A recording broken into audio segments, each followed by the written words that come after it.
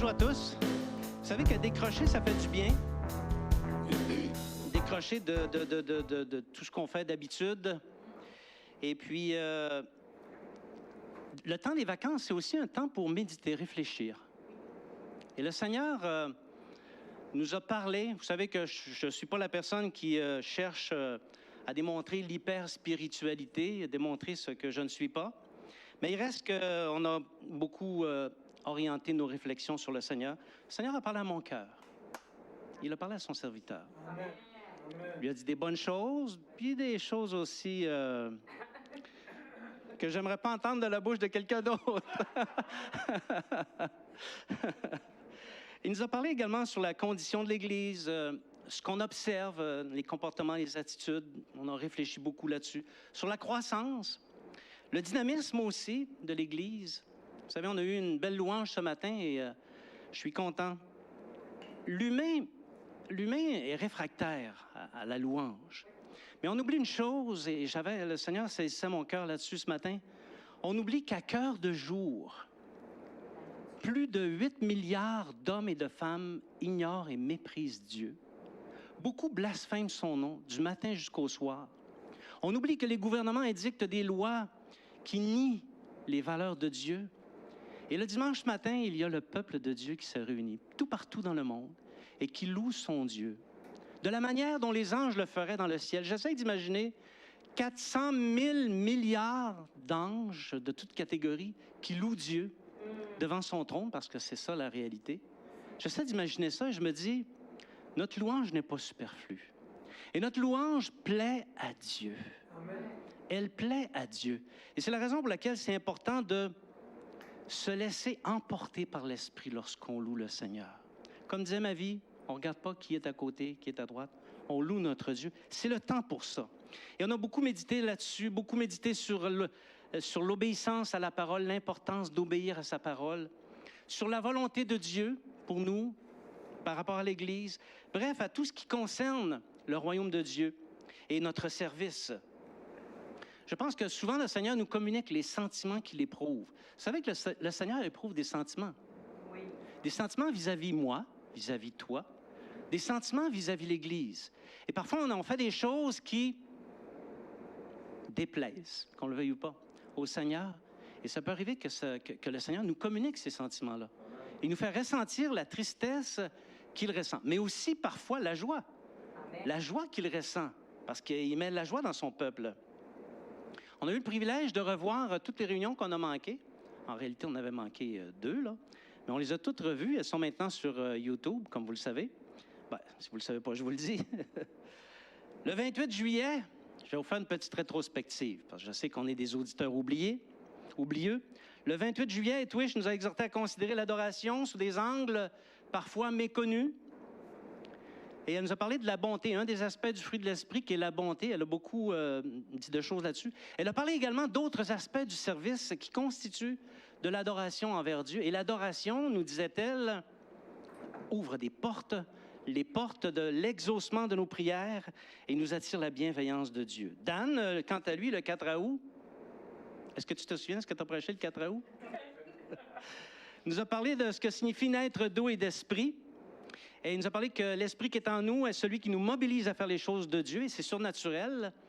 Et à cause de cet Esprit qui est en nous, on fait les choses de Dieu plutôt que celles qu'engendrent nos désirs. Et nos désirs en engendrent des choses, n'est-ce pas? Oui. Normand Labelle est venu également. Vous avez aimé? Oui. Combien ont aimé la présence et le message de Normand Labelle? Oui. Ben lui, c'était surprenant. Hein? Il nous a encouragés à reconnaître la voix de l'Esprit dans notre marche chrétienne, parce que oui, l'Esprit nous parle dans notre marche chrétienne. Et l'importance d'entendre la voix de l'Esprit, c'est de voir les choses comme Dieu les voit, parce que c'est ça que l'Esprit fait. Il nous fait voir les choses comme Dieu les voit, et il nous fait accomplir les œuvres extraordinaires de Dieu. Et si on n'entend pas la voix de l'Esprit, ne nous étonnons pas que nous n'accomplissions pas des choses extraordinaires. Il faut l'entendre. Et une fois qu'on l'entend, il faut passer à l'action, et c'est là qu'on voit la main puissante de Dieu. Et au soutien de son message, Normand nous a quand même donné beaucoup d'exemples puissants. J'ai été fortifié par tous ces exemples de la puissance de Dieu, des exemples saisissants pour celui qui chemine avec un cœur d'enfant. Et ça, c'est important. L'enfant ne réfléchit pas. L'enfant, il entend et il fait. Nous, les adultes, on entend et on réfléchit. Et ça passe au filtre de ce qu'on sait, de nos expériences et de ce que nous sommes.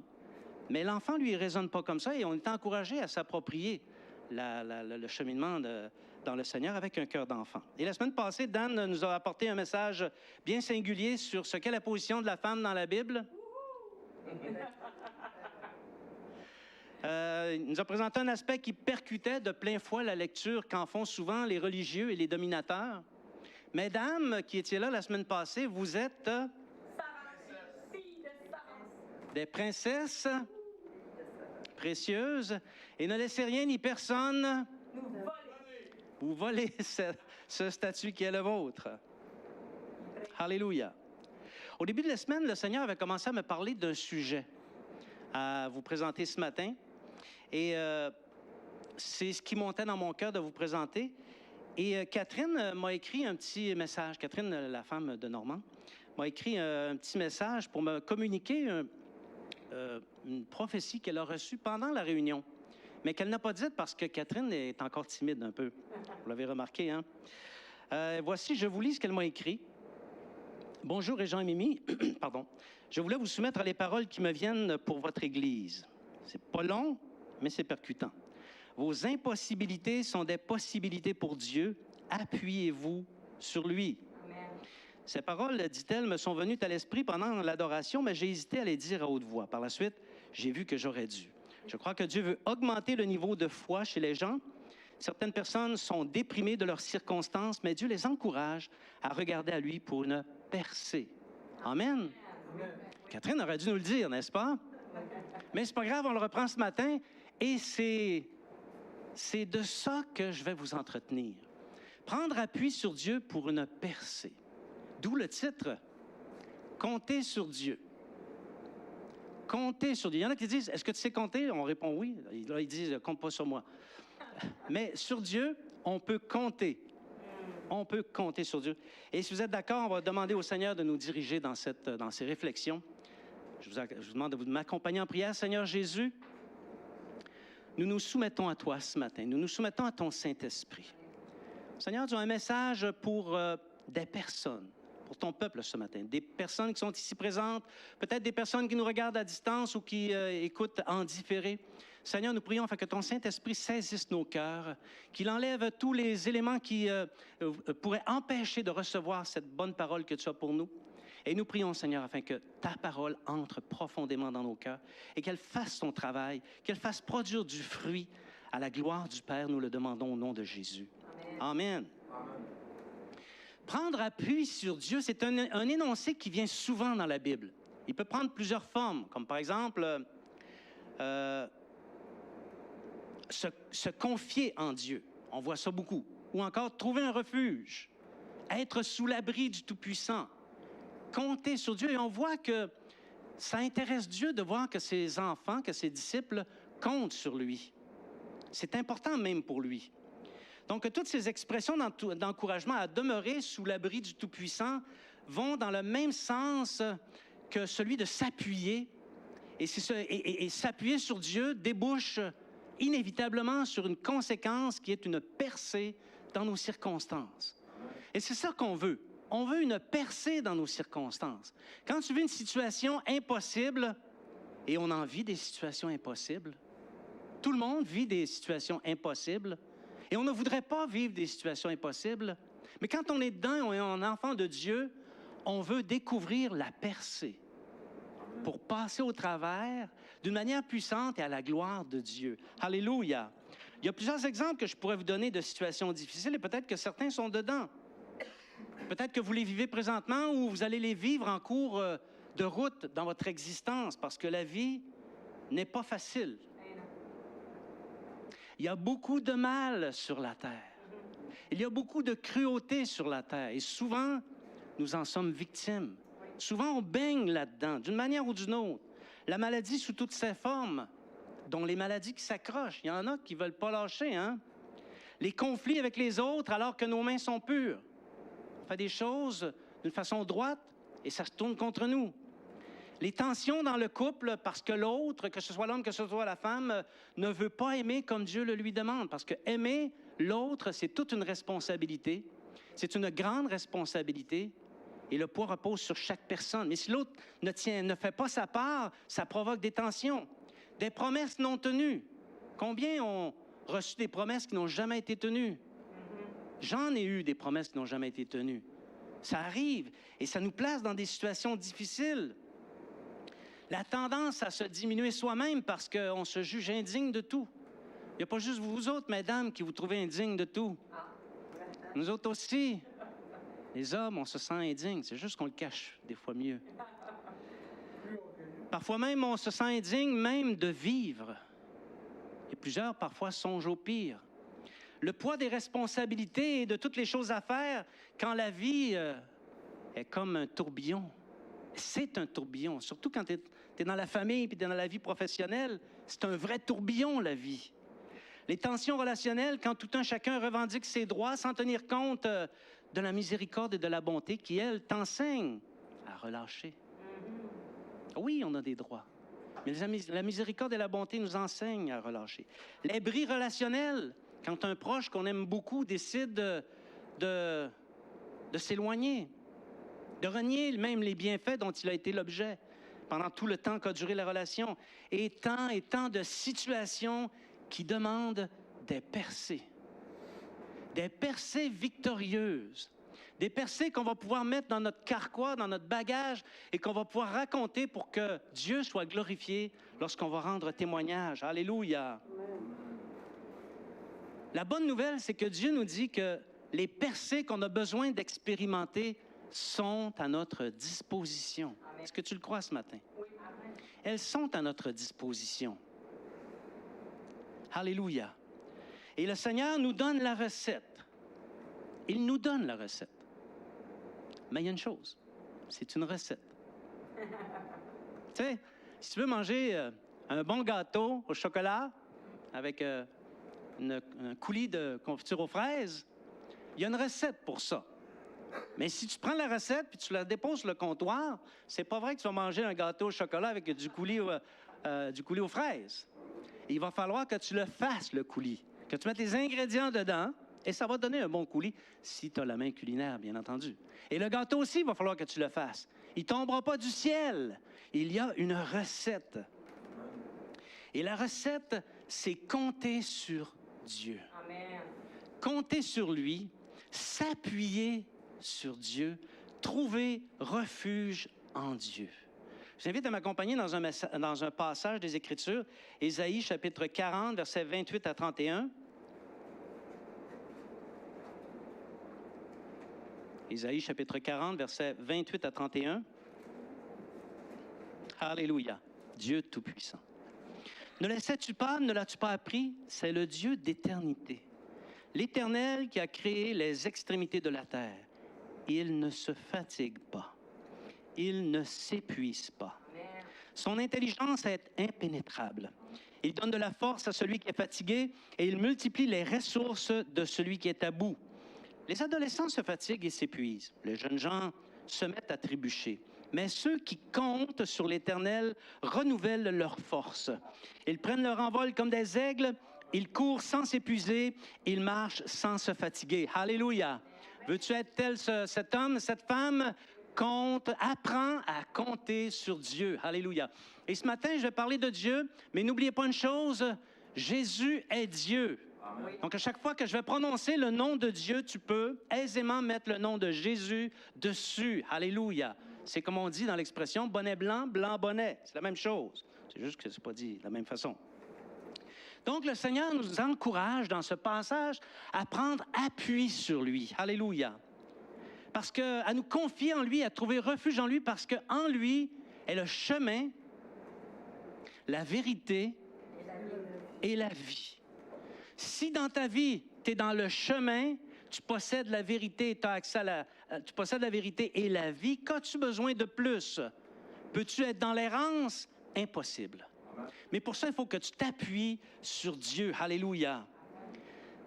À l'évidence, celui qui compte sur Dieu ne peut se trouver dans une situation sans issue. Des fois, ça peut être long. Mais c'est impossible que tu sois dans une situation sans issue. Si tu comptes sur l'Éternel, il y a une issue, il y aura une percée tôt ou tard. Alléluia. Merci Seigneur. Et ça, c'est l'annonce par avance d'un geste surnaturel de la part de Dieu. Parce que si tu comptes sur lui, tu t'attends à lui, et c'est lui qui va agir et non pas toi. Pendant les vacances, j'écoutais une émission chrétienne, et puis l'auteur disait, Dieu écrit ton histoire. S'il te plaît, ne lui prends pas le crayon. Il écrit ton histoire. Laisse-lui le crayon. Laisse-le agir. Mets en application la recette. Alléluia. Mais en quoi au juste ça consiste compter sur Dieu? Ça, c'est une bonne question. Et je suis content que vous la posiez. Quelles sont les conditions préalables pour compter sur Dieu? Comment maintenir? C'est bien beau, là, une fois qu'on a la recette et qu'on sait comment le faire, mais comment le maintenir? Parce que vous savez, la vie, c'est long. C'est long. Quand on regarde en arrière, 10 ans, c'est court. Mais quand on regarde en avant, 10 ans, c'est long. Et il faut persévérer là-dedans. Donc, comment peut-on maintenir une relation d'appui sur Dieu? C'est en l'essence le message de ce matin. Donc, que signifie compter sur Dieu? Compter sur quelqu'un dans le langage populaire, je pense que c'est une expression quand même assez connue, hein? Et ça possède une signification particulière. Par exemple, quand le Canadien de Montréal dispute un match contre les Oilers d'Edmonton, j'espère que je ne me suis pas trompé dans les noms d'équipes, parce que je ne suis pas particulièrement sportif, voyez-vous. Mais bref, j'ai pris ces deux équipes-là, j'aurais pu prendre n'importe quelle autre équipe. Toute l'équipe compte sur l'excellence du gardien de but. Non? Je ne sais pas. Est-ce que je me trompe? Hein? Tout le monde compte sur le gardien de but parce que le gardien de but, c'est lui qui possède la compétence pour garder les buts. Oui. Et s'il fait bien son travail, les rondelles ne passeront pas derrière. Un autre exemple, quand un homme engage quelqu'un, un ouvrier, pour rénover sa maison, bien, il compte sur lui afin de réaliser les travaux de manière à ce que ça soit fait conformément au plan. Parce que c'est lui qui a la compétence. Il espère même que ça va être selon la qualité qu'il s'attend, non? Oui. Alléluia. On ne peut pas compter sur quelqu'un qui n'a pas la compétence. Amen. Est-ce que tu vas te faire jouer dans le ventre par un ouvrier de la construction? Ça prend la compétence, l'expérience, le savoir-faire et les qualifications requises pour mener à bien les différentes missions qui se présentent dans la vie. Moi, j'ai développé un champ de compétences dans ma carrière. Et par la grâce de Dieu, j'ai réussi à passer au travers. Alléluia. Oui. Donc, lorsque la compétence est reconnue, on peut compter sur celui qui possède cette compétence. Et pour toutes les raisons qu'on pourrait nommer, on peut compter sur Dieu. Parce que Dieu, il les a toutes, les compétences. Pense à un champ de compétences, il la possède. Il a un très bon curriculum vitae, comme on dit dans le monde du travail. Et non seulement il possède un très bon curriculum vitae, mais en plus, et ça c'est merveilleux, il s'intéresse à nos circonstances. Tu sais, on dit, moi mes problèmes, ça n'intéresse pas les autres, et parfois c'est vrai. Parfois nos problèmes, ça n'intéresse pas les autres. Mais nos problèmes, ça intéresse Dieu. Amen. Ça intéresse le Seigneur. Ça l'intéresse quand on lui en parle. Il n'y a rien qui n'est pas intéressant dans nos vies pour Dieu. On peut tout lui confier parce qu'il en est digne. Il a la compétence et tellement. Il a une intelligence impénétrable. Donc, il peut intervenir dans nos circonstances. Alléluia. Dieu est compétent. Il y a plein de gens dans le monde qui s'appuient sur des idoles en matière spirituelle et ne vont pas toucher à leur idole, hein? Ils vont te mettre à mort. Et pourtant, ces idoles-là n'ont jamais même répondu à la plus petite des prières. Ils n'ont jamais prouvé quoi que ce soit de leur compétence. Alléluia. Parce que vous savez que le fait de une idole, c'est un bout de bois, c'est un bout de métal ou c'est un bout de plâtre. Et le fait de s'adresser à un bout de bois, de métal ou de plâtre, ce n'est pas tout à fait la garantie d'un exaucement. Je peux parler longtemps au poteau, mais d'après moi, je vais avoir plus de résultats si je parle au mur. Mais le Dieu que nous servons n'est pas un Dieu de bois, de métal ou de plâtre. Et dans le domaine de l'exaucement de nos prières, ce n'est pas un emplâtré. Il répond aux prières. Elle était chercher cela. Ésaïe, chapitre 40, versets 28 à 31. Et moi, ce Dieu-là, il m'intéresse. Je sais qu'il s'intéresse à moi, mais ce Dieu m'intéresse. Ésaïe 40, versets 28 à 31. Ne le sais-tu pas? Ne l'as-tu pas appris? C'est le Dieu d'éternité. L'Éternel qui a créé les extrémités de la terre. Il ne se fatigue pas, il ne s'épuise pas. Son intelligence est impénétrable. Il n'y a aucun autre Dieu. Amen. Aucun autre. Parfois, j'entends des gens qui disent « Ah, moi, le Tout-Puissant, l'énergie cosmique, pour moi, tout ça, c'est Dieu. » Non! Si ton nom, c'est Claude, puis que je t'appelle Chose ou la patente, je pense pas que ça va être à ton honneur.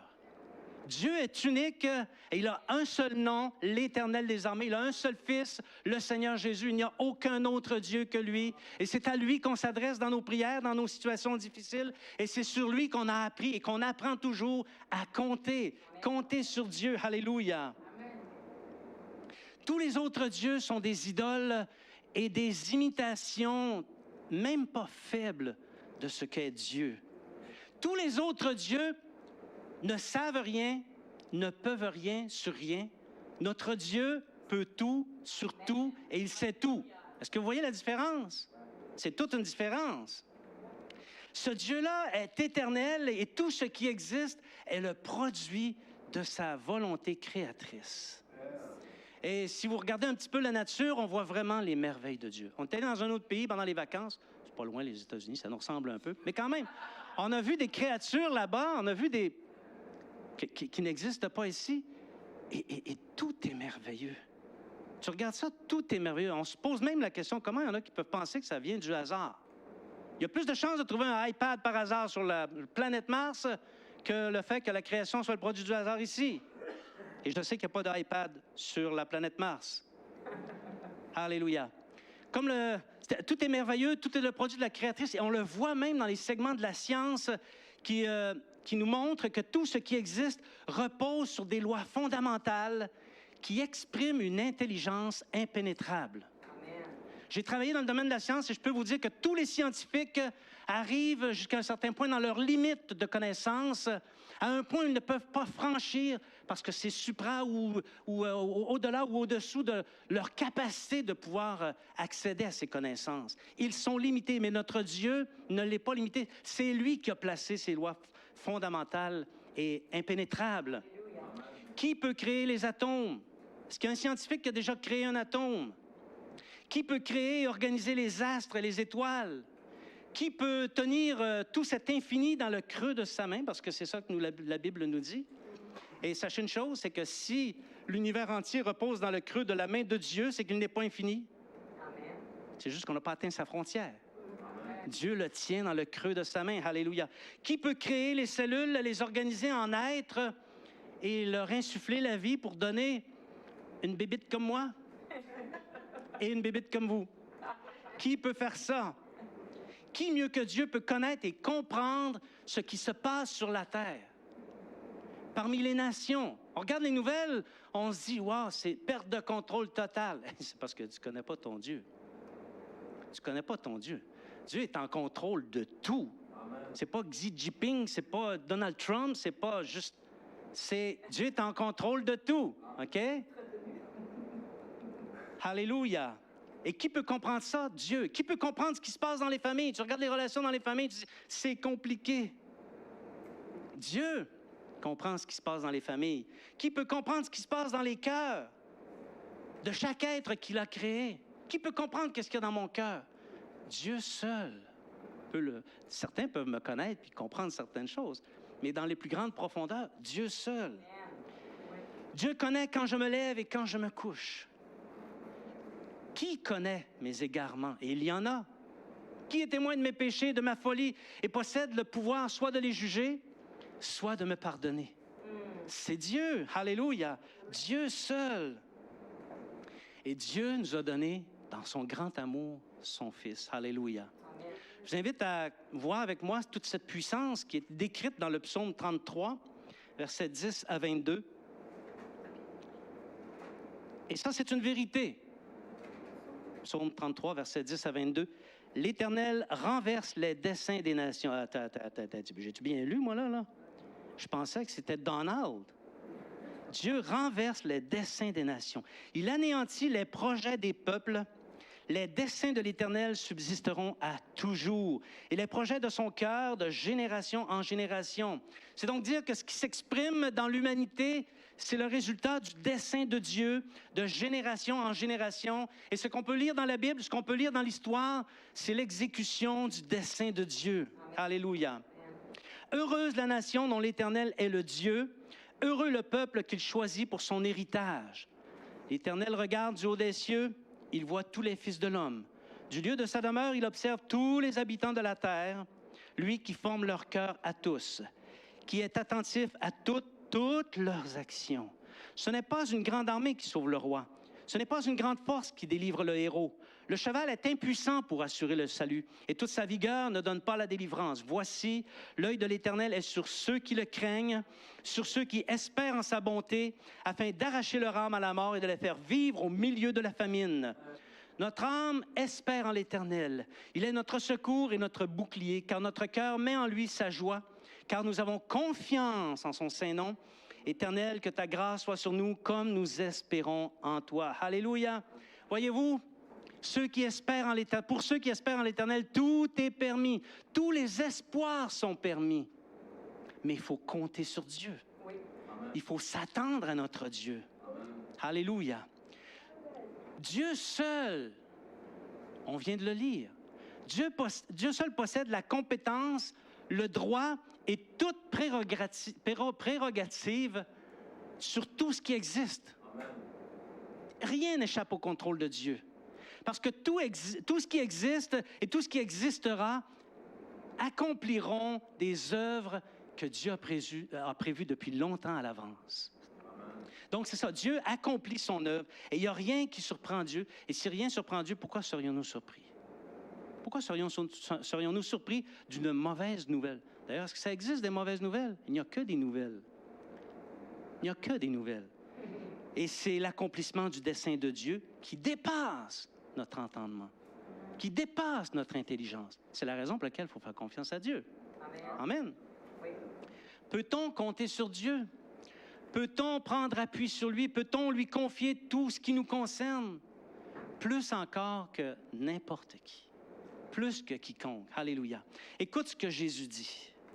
Il dit que votre cœur ne se trouble point. Est-ce que tu es dans une circonstance difficile ce matin? Que ton cœur ne se trouble point. Croyez en Dieu et croyez en moi. Est-ce que tu vis une situation difficile? Est-ce que tu anticipes qu'une situation va t'arriver, va te frapper de plein fouet, puis tu vas être dans le souci? Que ton cœur ne se trouble point. Crois en Dieu, crois en Jésus. Alléluia. Tu peux compter sur Dieu. D'ailleurs, il y a seulement lui sur qui tu peux compter. Tu as beau avoir des bons et des grands amis. Quand t'arrive des choses extrêmement pénibles, tu ne peux que compter sur Dieu. Alléluia. Aie confiance en Dieu. Quelles sont les conditions préalables? Il y a bien des chrétiens qui ont des approches différentes pour établir leur relation avec Dieu, OK? Des approches variables avec des résultats variables. Et par ailleurs, ces différentes approches dépendent énormément de la connaissance qu'ont ces chrétiens de Dieu. Parce que tu sais que tes approches dépendent de ta connaissance de Dieu. Si tu as une connaissance limitée de Dieu, ton approche envers lui va être limitée parce qu'il y a tout un tas de choses que tu ne connais pas. Mais plus tu connais ton Dieu, moins ton approche est variable et plus elle est conforme à la manière dont Dieu veut que tu l'approches et plus tu vas avoir des exaucements et connaître des percées dans tes situations difficiles. Amen? Alléluia. La Bible tout entière prouve que le fait de s'approcher de Dieu en ayant recours aux manières qui circulent dans le monde, même certaines manières qui se trouvent dans la chrétienté, produit des effets funestes. Ça ne marchera pas. Si tu appliques les manières du monde, tu vas te planter. Si je te vois appliquer dans tes problèmes une solution du monde, c'est même pas une prophétie, je te le dis, tu vas te planter. Alléluia. Par exemple, on dit parfois les chrétiens n'ont pas les bonnes méthodes. Souvenez-vous l'histoire de David lorsqu'il est allé chercher l'arche de l'Alliance dans la maison d'Abinadab. Il est allé à la manière des Philistins. Mais c'était beau, un beau char neuf avec des roues dorées en or. Et puis il y avait les tambourins, la flûte, la cithare. Et puis ils chantaient les louanges de Dieu. Puis tout le monde était très heureux jusqu'à ce que Uza pose la main sur l'arche. Et qu'est-ce qui s'est passé? Le feu de Dieu est tombé sur Uza et Uza est mort. Hey, c'était beau tout ce qu'il avait fait. C'était préparé. Puis ça même, ça lui avait coûté de l'argent. Ce char et ses chevaux, ces bœufs qui n'avaient jamais porté le joug, ça lui a coûté de l'argent. Et il est mort. Pourquoi? Parce que la manière, pas David, mais Uza. Pourquoi? Parce que la manière dont il a servi le Seigneur n'était pas conforme aux enseignements du Seigneur. Et il a eu des résultats conséquents. Souvent, quand on utilise des manières du monde, ça produit des effets funestes. On se plante. Aimerais-tu ne pas te planter dans ta vie chrétienne? Fais les choses à la manière de Dieu. Va pas voir dans les livres, dans les bouquins qui nous présentent l'ABC de l'enfant, l'ABC du mariage, l'ABC de ceci, de cela, pour les nuls. Non! Fais les manières de Dieu. Alléluia! Plus tu connais ton Dieu, plus tu apprends ses manières de faire, et plus ta confiance en lui grandit, et plus il s'approche de toi. Et c'est ça la beauté de la chose. C'est que quand on fait les choses à la manière de Dieu plutôt qu'à la manière du monde, Dieu s'approche de toi. Là, tu l'intéresses. Tu l'intéresses de plus en plus. C'est le sens de Ésaïe, chapitre 64, verset 4. C'est un verbe dynamique. Tu vas au-devant de celui qui pratique avec joie la justice, de ceux qui marchent dans tes voies et qui se souviennent de toi. Ils se souviennent de toi dans leurs circonstances, et dans leurs circonstances, ils marchent dans tes voies et tu vas vers eux. Il s'approche de ceux qui font comme il lui plaît. Alléluia. Moi, ça me plaît, ça.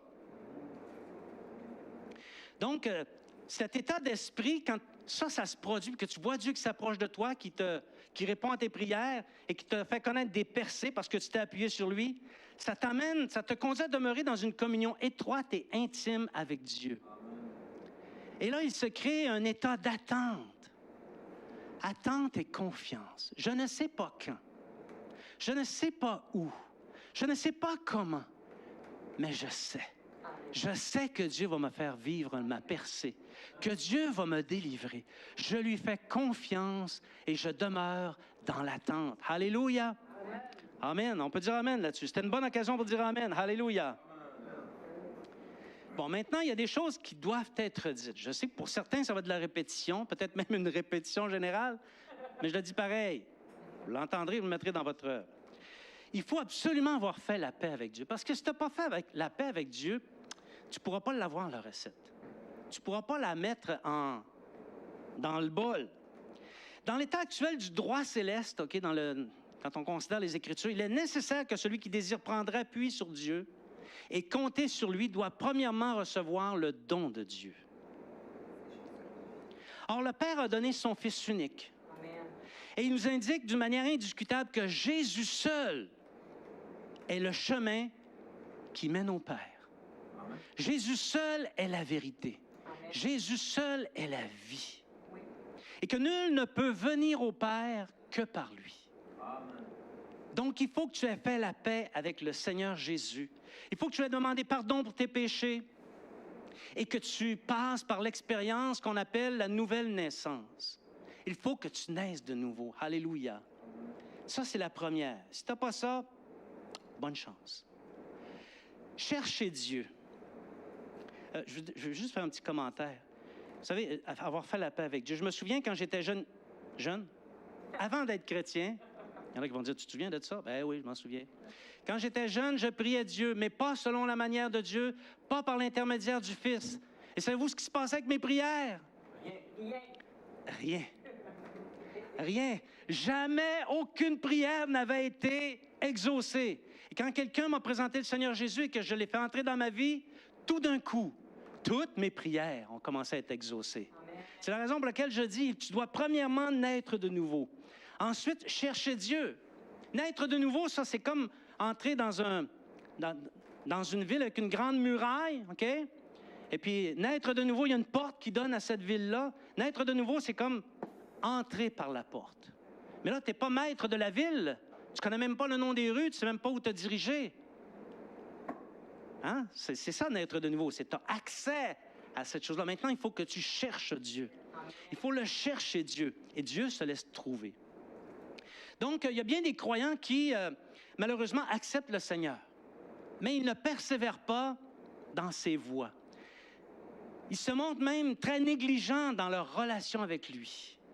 Et ça, c'est catastrophique. Vous savez, un de nos rôles, un de nos mandats, moi, en tout cas les dirigeants de l'Église, c'est d'encourager nos frères et des sœurs d'entrer en relation avec Dieu. Dans une relation intime pour connaître et expérimenter les victoires. Si on vous parlait d'autre chose que ça, on perdrait notre temps. Vous devez être en relation avec Dieu. Alléluia. Et non pas être négligent. Donc, lorsqu'on vient à Christ, on ne connaît rien.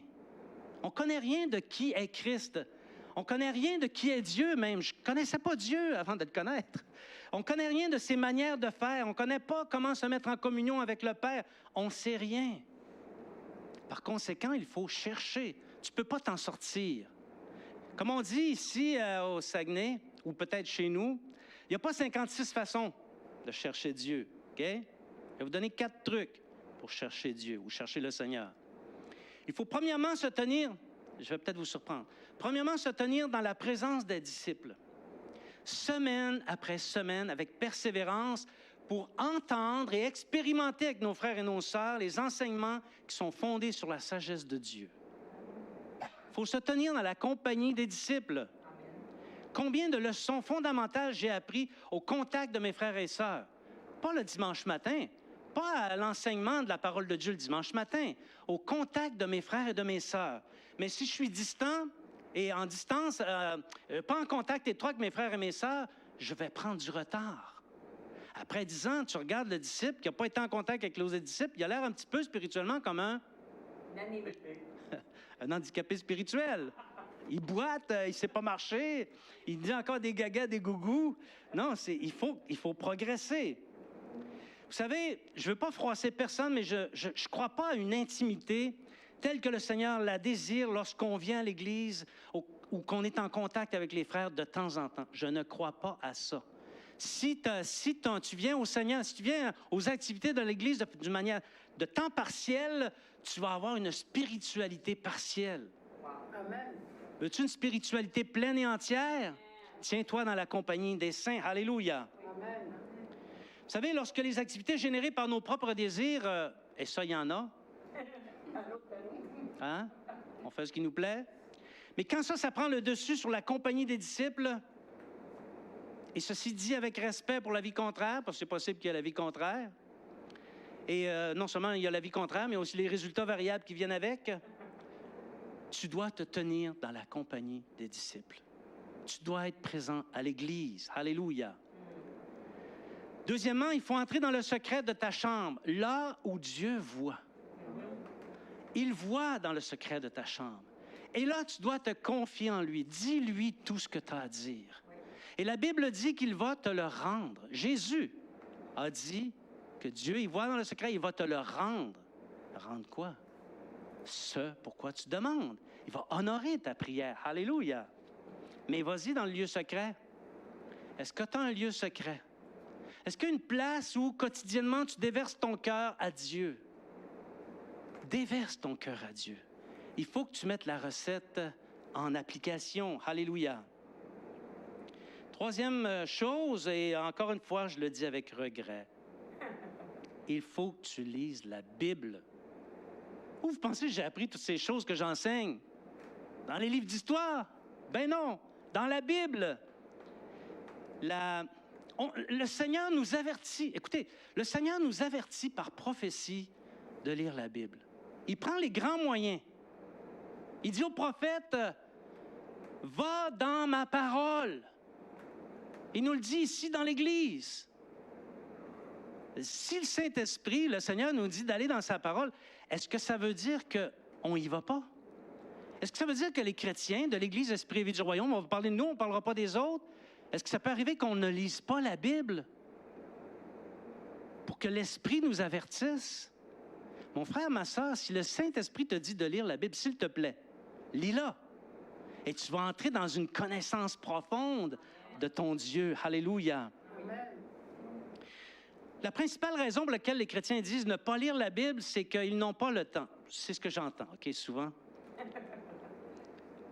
D'ailleurs, c'est la même raison qu'ils invoquent pour les activités de l'Église et tout ce qui concerne le royaume de Dieu. Hein? Mais si tu tardes à te tenir dans la présence des disciples, si tu négliges d'aller dans le lieu secret, si tu ne lis pas la Bible parce que tu n'as pas le temps, ni pour l'une activité, ni pour l'autre, est-ce que tu penses vraiment que Dieu va aller au-devant de toi dans tes troubles et tes situations difficiles? Est-ce que tu penses que Dieu promptement va te faire connaître une percée? Je ne te demande pas la réponse, mais réfléchis là-dessus.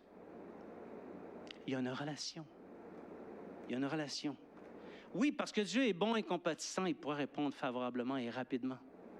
Mais ne prends pas le risque. Parce que Dieu peut aussi se lasser. Il y a une quatrième façon de chercher Dieu, et c'est d'expérimenter la parole au quotidien. Amen. Pas juste la lire, la mettre en pratique. Et vous savez que dans notre génération, c'est de plus en plus difficile de mettre la parole de Dieu en pratique, parce que parfois, pratiquer la parole de Dieu s'oppose à certaines lois. Oui. On peut même être accusé. Oui. On peut même avoir des choses qui vont être contre nous. Mais néanmoins, on doit le faire avec une plus grande sagesse, avec la grâce de Dieu, en comptant sur Dieu, en comptant sur le fait que si on le fait avec sagesse, il va nous garder, il va nous protéger au jour du malheur. Alléluia. Donc, expérimentons au quotidien ce que nous lisons dans toutes les occasions, que les occasions soient favorables ou non, et faisons-le d'une manière fidèle. Alléluia. Donc, toutes ces approches pour chercher Dieu prennent une chose pour assise, la foi. Parce qu'il faut croire. On ne fait pas les choses parce qu'on doit faire les choses. Tu ne pries pas parce que tu dois prier. Tu ne lis pas la Bible parce que... Faut que je lise la Bible, le pasteur n'arrête pas de me dire de lire la Bible. Il faut bien la lire, hein? Non! Tu le fais parce que tu aimes ton Dieu et tu le fais par la foi. Et si tu le fais par la foi, tu vas en recevoir la contrepartie. Et quelle est la contrepartie? L'intervention de Dieu. Amen. Et n'est-ce pas ce qu'on veut dans nos vies? Oui. L'intervention de Dieu. Alléluia. Hébreux, chapitre 11, verset 6. Tout le monde connaît ce passage? Oui. Or, sans la foi, il est impossible de lui être agréable, car il faut que celui qui s'approche de Dieu croit que Dieu existe et qu'il est le rémunérateur de ceux qui le cherchent. Le rémunérateur, il va te donner la délivrance. Il va intervenir dans ta situation difficile. Alléluia. Merci Seigneur, parce qu'il est le rémunérateur de ceux qui le cherchent. Veux-tu la rémunération? Amen. Cherche Dieu. Alléluia. Il faut également s'approprier la vérité. La Bible, quand on lit la Bible, on s'aperçoit qu'elle propose et qu'elle édicte des codes. Et des codes sociaux, des codes comportementaux qui sont complètement opposés à ceux de notre société. Oui. Si tu agis conformément à la Bible, ça peut arriver que dans ton milieu de travail, on te dise « Toi, tu n'es pas du monde. » Ça pourrait arriver qu'on te dise ça, OK? Et c'est normal parce que notre société est méchante, elle est perverse, elle est corrompue, elle n'est pas meilleure que les générations qui nous ont précédés, OK? Et si tu ne laisses pas la parole de Dieu renouveler ton intelligence et que, comme chrétien, tu appliques les manières de cette société, tu es voué à être livré à tes circonstances. Prépare-toi à souffrir. Tu vas être livré à tes circonstances. Les théories freudiennes, je vais parler à ceux qui les connaissent, ces choses-là, là. Les théories freudiennes, les théories du genre, les théories des commencements, les théories sociétales sur la manière d'organiser les sociétés, les approches relatives, les théories sur la famille, etc. Si tu honores ces théories-là plutôt que d'honorer la parole de Dieu, attelle-toi, des situations de vie difficiles, tu vas en avoir une autre. Et c'est même pas une prophétie. Approprie-toi les vérités de la Bible et je te garantis que la proximité que tu développeras avec Dieu constituera un véritable appui, comme sur le roc. Tu vas être comme quelqu'un qui est sur le roc, inébranlable. Et tes délivrances sont déjà inscrites dans le ciel. Amen. Alléluia. Maintenant, comment maintenir une relation d'appui sur Dieu? Pour plusieurs personnes, ce que je viens de dire sur les conditions nécessaires pour pouvoir pleinement compter sur Dieu, ça peut ressembler à des commandements du genre ne prends pas, ne touche pas, ne goûte pas. Donc, ça s'apparentait à du légalisme. Mais ce n'est absolument pas ça. Il faut comprendre que ces conditions s'inscrivent dans une relation personnelle d'amour. J'aime Dieu, Dieu m'aime, OK? Et une relation disciple-maître. C'est mon maître qui m'enseigne cette relation-là. Et parce que mon maître me dit que c'est ça qu'il doit faire, je le fais parce que mon maître m'aime et j'aime mon maître. Et cette discipline-là, je l'aime, je veux le faire. Alléluia. Ce n'est pas du légalisme. Et qui dit relation, dit réciprocité. Il y a tellement de dieux qui ne répondent jamais aux prières, mais nous sommes dans une relation de réciprocité. L'un fait sa part, l'autre fait la sienne. Amen. Fais ce qu'il te demande. Il va faire ce qu'il t'a promis. Amen. Merci Seigneur. Les relations à sens unique, vous le savez, c'est plate. Quand tu parles à un ami qui ne te répond jamais, c'est plate. C'est pas un ami. Ou quand ton ami fait tout le temps les affaires que tu n'aimes pas, c'est plate. Ça devient fatigant. Ça devient irritant un peu. Des fois, tu as envie de changer d'amis. C'est plate. Mais ça mène à une rupture éventuelle. Si Dieu ne répondait jamais à tes prières, je crois que tu cesserais de prier. Si jamais tu ne rendais à Dieu ce qui lui revient dans la relation qui existe entre toi et lui demeurerait fidèle. Mais ta portion spirituelle serait l'équivalent d'une famine. Il faut que chacun fasse sa part. Oui. Et c'est à toi, premièrement, de commencer. Dieu s'est approché de toi, il s'est fait connaître à toi. Maintenant, entre dans ta part. Alléluia. Alléluia. Sur cette base, voici comment maintenir une relation réciproque qui te permet de demeurer en lui, qui t'aide à faire de Dieu ton refuge, où tu peux te confier en lui en toutes circonstances et qui t'assure des percées dans des situations difficiles. On en a parlé déjà, et je vais en parler encore un petit peu. Aimer Dieu. On l'a chanté ce matin. OK? Aimer Dieu. Vous vous souvenez du message qui a été donné il y a à peu près 6 semaines sur aimer Dieu, tout ce qui avait été dit? Et dans ce message, on avait parlé de l'importance de craindre Dieu. Et dans mes vacances, j'ai beaucoup entendu parler de ça, craindre Dieu. Et j'ai entendu Normand qui en a parlé également, la crainte de Dieu. Donc, non pas le fait d'avoir peur, mais de réaliser la grandeur de son nom, l'étendue de sa gloire et de sa force et de sa toute-puissance qui fait en sorte que tu ne t'élèves pas, hein, tu te tiens à ta place. Aimer Dieu d'une manière respectueuse, l'aimer pour qui il est et pour tout ce qu'il fait. L'aimer parce qu'il est aimable. Mais Dieu, il est aimable. Puis il est digne, pleinement digne d'être aimé. Aime ton Dieu, comme on l'a chanté, de tout ton cœur, de toute ton âme et de toute ta pensée, de toute ta force. Et comme le prophète Ésaïe le disait, développe ton amour et ta soif jusqu'à dire, mon âme te désire pendant la nuit.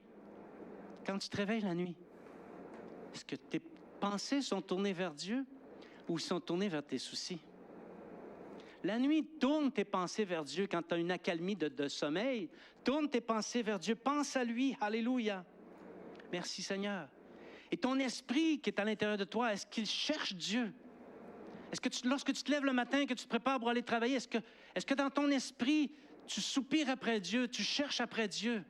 Est-ce que le jour, dans ta relation avec tes amis, dans ton milieu de travail, est-ce que tu soupires après Dieu? Est-ce que tu cherches Dieu? Soupirer après Dieu, chercher Dieu, l'aimer. C'est comme ça qu'il désire que ça fonctionne. Et c'est comme ça que les prophètes fonctionnaient. Voyez, celui qui, dans Ésaïe chapitre 62, un des dividendes que ça nous donne, chapitre 62, verset 2, la deuxième partie. « Voici sur qui je porterai mes regards. Et ceci, ça m'encourage. Sur celui qui souffre et qui a l'esprit abattu, sur celui qui craint ma parole. » Si tu es comme ça, sache que les yeux du Seigneur sont sur toi. Ils sont sur les circonstances de ta vie et il attend de te délivrer. Il attend de te délivrer. Merci Seigneur. Soupire après Dieu. Attends-toi après lui, jour après jour, nuit après nuit, sans jamais te lasser. Il y a des promesses qui m'ont été faites par Dieu dès le début de ma vie chrétienne qui ne se sont pas encore réalisées. Est-ce que je pense que Dieu est infidèle? Non. J'ai pleinement confiance qu'il va les réaliser en son temps. Il y a des promesses qui ont été réalisées rapidement, mais il y en a qui ne sont pas encore réalisées. Le Seigneur Jésus ne t'abandonnera jamais dans toutes les circonstances de vie et dans toutes les choses pour lesquelles il t'a promis d'intervenir. Il ne t'abandonnera jamais parce qu'il est fidèle. Alléluia. Maintenant, le Seigneur s'attend à ce que nous marchions dans la droiture. Et on saurait trop insister sur cette exigence, la droiture. La Bible dit, Dieu a créé les hommes droits. Ah, c'est une bonne nouvelle. Mais elle dit aussi, ils ont cherché beaucoup de détours. Ah, ça c'est étonnant. Oui, c'est vrai. Bien des chrétiens, les gens du monde font ce qu'ils veulent, mais il y a bien des chrétiens qui se tiennent dans les détours. Ah, mais je pensais que le fait d'être chrétien, ça nous libérait de tout ça. Ah, non, il faut que tu marches dans la droiture. Amen. Si tu ne marches pas dans la droiture, tôt ou tard, tu vas t'avancer devant un détour. Puis dans le détour, Dieu n'est pas là. C'est plate, mais c'est ça. Il y a beaucoup de chrétiens dont la droiture fait peur parce qu'ils ont l'impression qu'ils vont perdre au change. C'est parce que tu ne connais pas Dieu. En fait, les détours, c'est une fuite. C'est qu'à un point dans ta vie, tu as été placé devant une vérité de Dieu et tu as eu un choix à faire. T'approprier la vérité de Dieu ou ne pas te l'approprier. Ne pas te l'approprier, bien, ça te fait prendre un détour. Est-ce que Dieu est dans le détour? Non. Sois un homme, sois une femme de Dieu. Quand le Seigneur te place devant une vérité, approprie-la toi. Amen. N'entre pas dans un détour, parce c'est sûr qu'il va t'attendre au détour. Il va t'attendre, OK? Mais il n'y a pas une belle température dans les détours. Il ne fait pas beau. C'est plate dans les détours, tu comprends? Donc, il y en a d'autres qui pensent que leur voie tortueuse, c'est vrai, ça existe. Il y a des personnes qui pensent que leurs voies tortueuses sont meilleures que celles enseignées par la parole et l'esprit. Ça existe. Il y a des gens qui sont dans le champ gauche. Puis ils s'imaginent que le champ gauche est meilleur que la voie droite du Seigneur. Et aussi, leurs tourments, leurs angoisses, leurs difficultés vont de pis en pis. Mais ils ne pensent pas que c'est parce qu'ils sont dans un détour, dans une voie tortueuse. Ils ne vont pas entrer en réflexion. Ils sont dans un état d'errance. Avez-vous déjà connu des chrétiens qui sont dans l'errance? J'en ai connu quelques-uns. Ils sont dans l'errance. Je leur présente la vérité, je leur donne la manière de s'en sortir, mais ils préfèrent l'errance. Et cet état attriste le Seigneur au plus haut point. Le Seigneur ne se plaît pas lorsqu'un chrétien est dans un détour ou dans l'errance. Ça attriste aussi ceux qui sont dans la voie droite. Tu marches dans une voie droite, puis tu vois l'autre qui s'en va dans l'errance. C'est pas vrai que tu es dans la joie. Tu es dans la tristesse. Je suis triste de voir les gens qui s'égarent, les gens qui refusent de s'approprier la vérité. Ça me rend triste. Ceux qui ne marchent pas dans la droiture et qui suivent des voies tortueuses ne se tiennent pas à l'abri du Tout-Puissant. Ça me fait de la peine de dire ça, mais je le dis parce que c'est la vérité. Ils ne trouvent pas leur refuge en Dieu, ils trouvent refuge dans leur désir propre. Et par conséquent, c'est sûr que ces gens-là ne se confient pas en Dieu ou se confient mal en Dieu, ne se confient pas en Dieu dans la manière dont ils le voient, parce que les voies de Dieu sont droites. La Bible dit que la prière du pécheur est une abomination aux yeux de l'Éternel. J'ai déjà lu ça, moi, dans la Bible. Alors, assure-toi d'être dans la droiture. Donc, ces gens-là qui ne sont pas dans la droiture sont laissés à eux-mêmes. Et lorsque les difficultés arrivent, bien, ça frappe de plein fouet. Ésaïe, chapitre 48, versets 17 à 18. Voici la volonté de Dieu. Ainsi parle l'Éternel, ton Rédempteur, le Saint d'Israël. Moi, l'Éternel, ton Dieu, je t'instruis pour ton bien. Amen. Je te conduis dans la voie que tu dois suivre. Oh, si tu étais attentif à mes commandements, ton bien-être serait comme un fleuve et ton bonheur serait comme les flots de la mer. Dieu nous instruit pour notre bien. Amen. Mais on cherche les détours. Mais si on n'était pas dans les détours, notre bien-être serait comme un fleuve et notre bonheur comme les flots de la mer. Israël nous a été donné comme exemple. Il résistait, il ne voulait pas marcher. Il y avait le cou raide. Ils ne voulaient pas marcher dans les voies droites du Seigneur, mais ils ont connu beaucoup de tourments. Et le Tout-Puissant gémissait. Dieu gémissait et disait, si seulement, on voit ça souvent dans la parole, si seulement. Est-ce que c'est possible que le Seigneur Jésus pense ça de notre relation avec lui? Oui, on est dans les tourments. Oui, on est dans les troubles. Mais est-ce que c'est possible que le Seigneur Jésus dise à notre sujet, si seulement il comprenait que je l'instruis pour son bien et que je le conduis dans la voie qu'il doit suivre. Alléluia. Israël, malheureusement, n'a pas connu le bien-être ni le bonheur comme il lui était destiné, mais il s'est tenu dans les voies d'évitement. Et pourtant, s'il y avait un peuple qui pouvait savoir qu'il pouvait compter sur Dieu, c'est bien Israël. Et toutes leurs errances nous ont été données pour nous servir d'exemple. Quand tu lis la Bible et tu considères les errances d'Israël, mets ton nom là-dessus. Ça va t'aider un peu. Ça va t'aider à voir tes errances. Alléluia. Si tu développes une relation avec Dieu comme celle qu'Israël a développée, tu vas connaître les mêmes résultats. Et voilà. Psaume 18, 25. Avec celui qui est bon, tu te montres bon.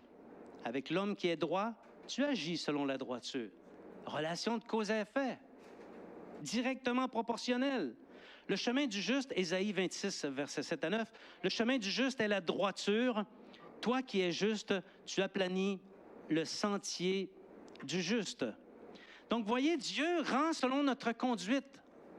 Qu'attends-tu, disciple de Jésus-Christ, pour ajuster tes voies de manière à les rendre droites aux yeux du Seigneur? Identifie tes errances.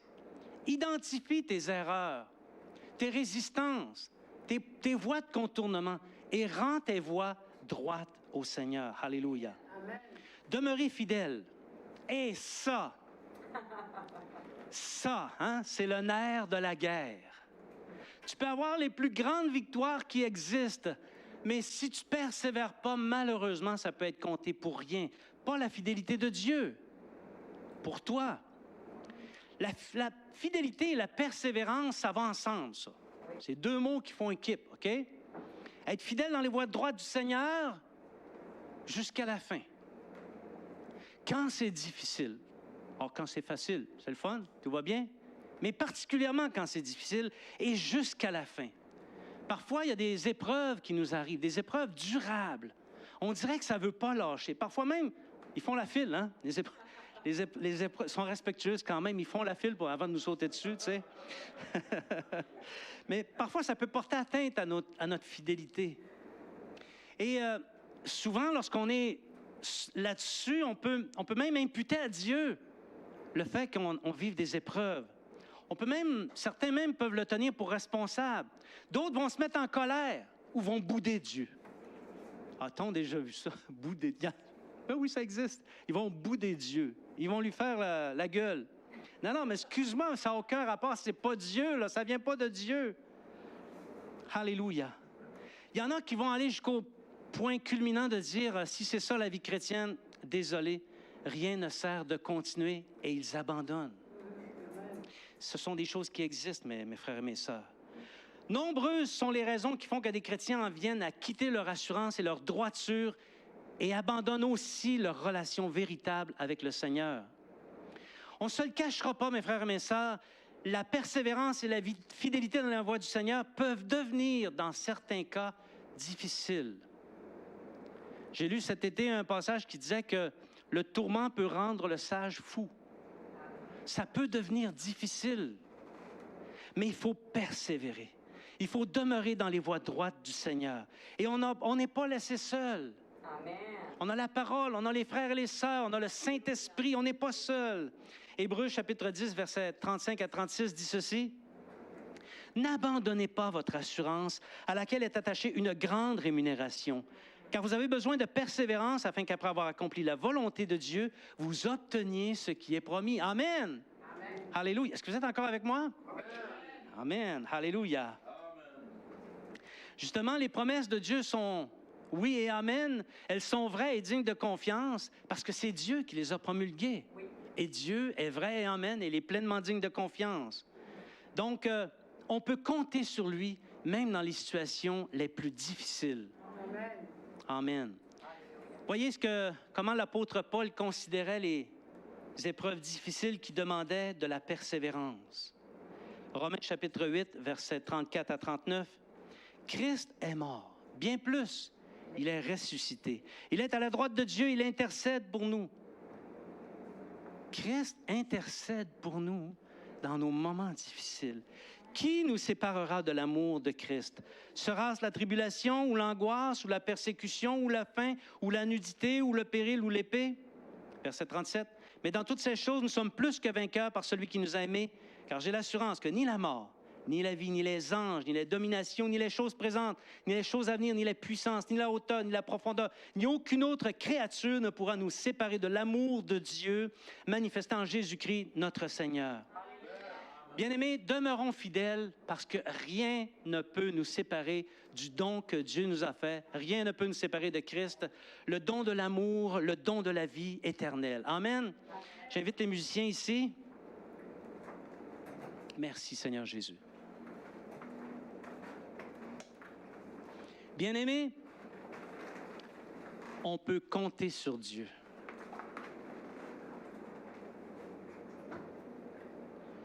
Nous pouvons faire de Dieu notre abri. Tu sais, quand il ne fait pas beau dehors, il y a un orage. Il fait froid. C'est en dessous du point de congélation. Tu n'as pas beaucoup de vêtements. Tu trouves un refuge, tu trouves un abri. Tu es en sécurité.